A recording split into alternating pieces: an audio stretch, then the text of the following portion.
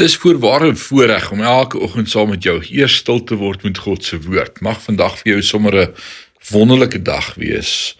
Dag 141 van ons reeks deur die Nuwe Testament. En ek praat vanmôre met jou oor intimiteit met die Vader. Ek lees vir ons uit 1 Korintiërs 8 vers 3. Paulus is aan die woord en hy skryf: "Maar as jy God liefhet, dan ken God jou en jy is vir hom belangrik." Van watter boom is Adam en Eva verbied om te eet? Die boom van die kennis van goed en kwaad. Maar sodra hulle ongehoorsaam aan God was en van die boom geëet het, het hulle onmiddellik gedink dat hulle goed van kwaad en reg van verkeerd kon onderskei, sonder om op die Vader staat te maak, soos voorheen. En skielik, omdat hulle besef het dat hulle naak is, het hulle vir God weggekruip. Die gevolg, die intimiteit met die Vader is verbreek. Net so, as ek nie versigtig is nie, kan selfs Bybelkennis en teologiese insig daartoe lei, dat ek minder bid, minder liefhet, en minder geneig is om geheel en al op die Vader staat te maak.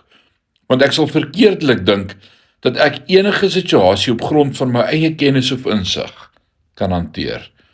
Daar's baie mense wat van die Here weet, maar hom nie intiem ken nie. Wees studente van die woord.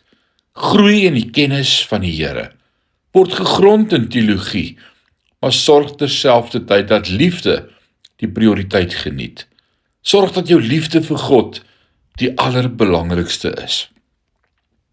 Die woord sal sy leiding bevestig en jou misverstande regstel. Maar dit mag nie 'n plaasvervanger wees vir 'n daaglikse wandel met hom en gesprekke met hom oor elke situasie nie. Die woord mag nooit die plek inneem van jou intieme wandel met hom en jou afhanklikheid van hom nie. Anders kan dit soos die vrug van die boom van kennis word. Mag die Here in hierdie dag opnuut met my en jou praat deur sy woord en mag jy hom leer ken. Die Here seën jou. Amen.